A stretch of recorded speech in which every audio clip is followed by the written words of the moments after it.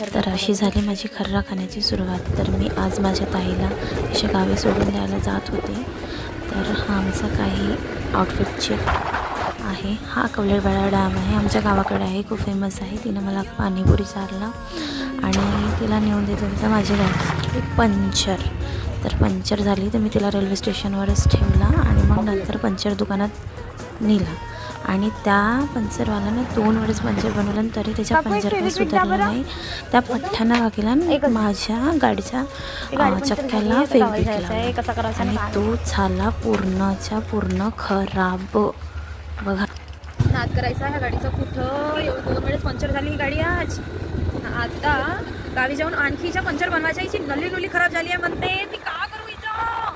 ट्रकाला समोरून मरू शकतो पण साईडला जावं लागन तेलले. मी का करू? पंक्चर बनवायला नाही, काही नाही करू शकत.